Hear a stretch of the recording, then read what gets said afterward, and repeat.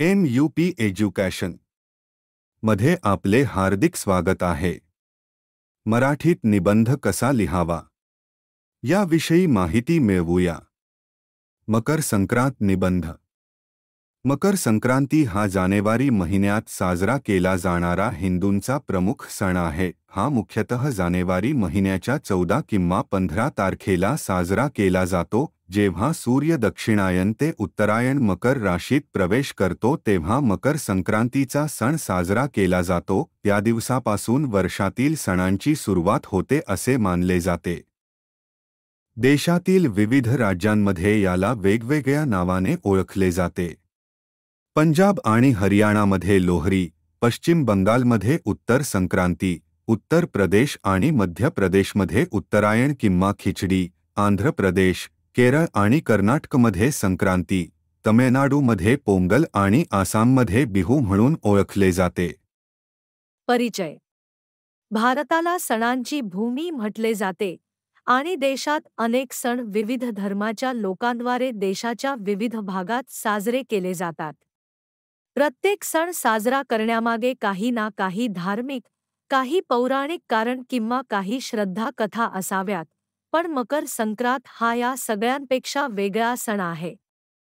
मकर संक्रांती हा सण पिकांच्या चांगल्या उत्पादनासाठी, देवाचे आभार मानण्यासाठी आणि शेतकऱ्यांवर सदैव कृपा ठेवण्यासाठी साजरा केला जातो. या दिवशी शेतीत वापरल्या जाणाऱ्या नांगर, कुदळ, बैल इत्यादींची पूजा केली जाते आणि शेतकऱ्यांवर देवाची कृपा सदैव राहावी यासाठी सूर्यदेवाची पूजा केली जाते. मकर संक्रांती, उत्तरायण म्हणजे काय? हिंदूंच्या मुख्य सणांपैकी एक मकर संक्रांतीचा हा सण जानेवारी महिन्यात 14 किंवा 15 तारखेला मोठ्या उत्साहात साजरा केला जातो. हिंदू दिनदर्शिकेनुसार पौष महिन्यात जेव्हा सूर्य दक्षिणायन ते उत्तरायण म्हणजेच मकर राशीत प्रवेश करतो तेव्हा मकर संक्रांतीचा हा सण साजरा केला जातो. देशाच्या विविध भागांमध्ये इतर नावांनी साजरा केला जातो, परंतु सर्वत्र सूर्याची पूजा केली जाते. देशातील विविध राज्यांमध्ये वेगवेगळ्या नावांनी असलेल्या या उत्सवात पिकांच्या चांगल्या उत्पादनासाठी भगवान सूर्याची पूजा केली जाते आणि त्यांचे आभार मानले जातात. मकर संक्रांतीच्या सणात तीळ, गूळ, ज्वारी, बाजरी यापासून बनवलेले पदार्थ सूर्याला अर्पण केले जातात आणि नंतर लोक त्यांचे सेवनही करतात. विविध मान्यतेनुसार अनेक ठिकाणी पवित्र नद्यांमध्ये स्नान करण्याची प्रथा आहे. या दिवशी भगवान सूर्याची पूजा आणि दान करण्याची प्रथा आहे.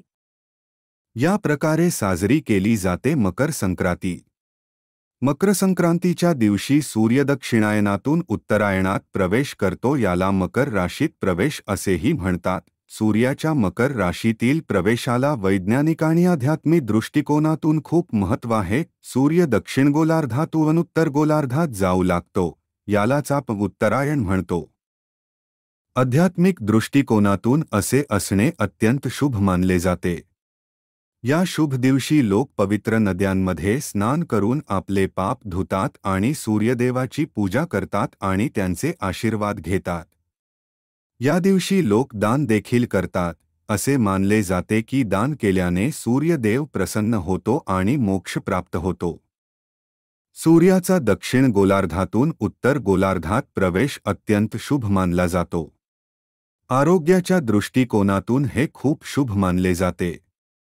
त्यामुळे दिवसांची वेळ बदलू लागते. मकर संक्रांतीचा सण आनंद घेऊन येतो. अनेक ठिकाणी या दिवशी पतंग उडवण्याचीही प्रथा असून पतंगबाजीचे आयोजनही केले जाते. प्रौढ आणि मुले मोठ्या आनंदाने आणि उत्साहाने साजरा करतात. पतंगबाजी. या दिवशी आकाश रंगीबेरंगी पतंगांनी भरलेले असते. लहान मुलांमध्ये पतंग उडवण्याचा प्रचंड उत्साह असतो. सर्व मुले या दिवसाची अगोदर तयारी करतात आणि पतंग, मांजा इत्यादी खरेदी करून घरी ठेवतात.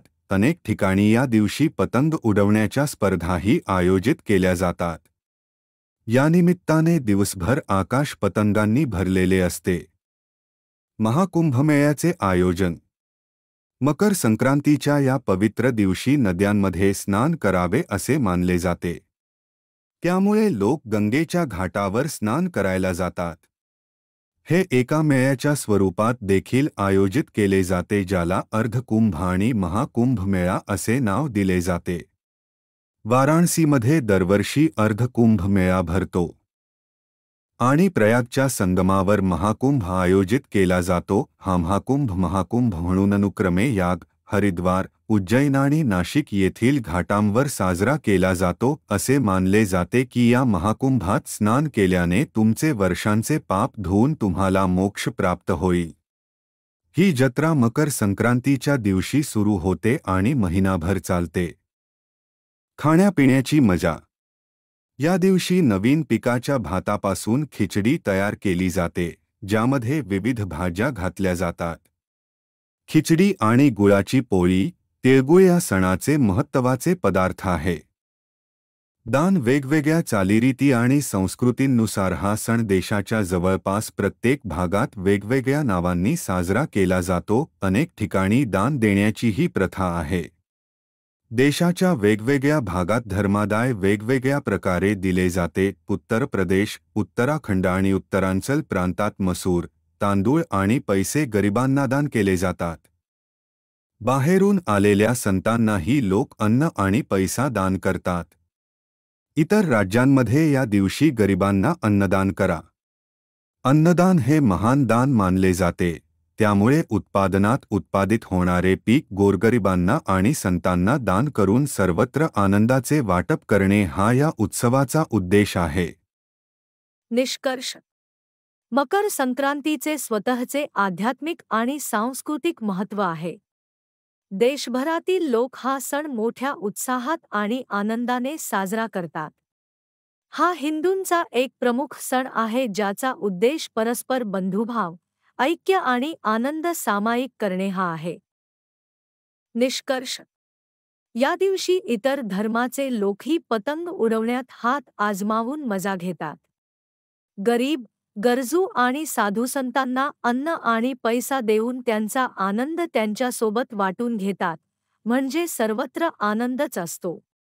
आभार. पुन्हा भेटू नवीन विषयासोबत.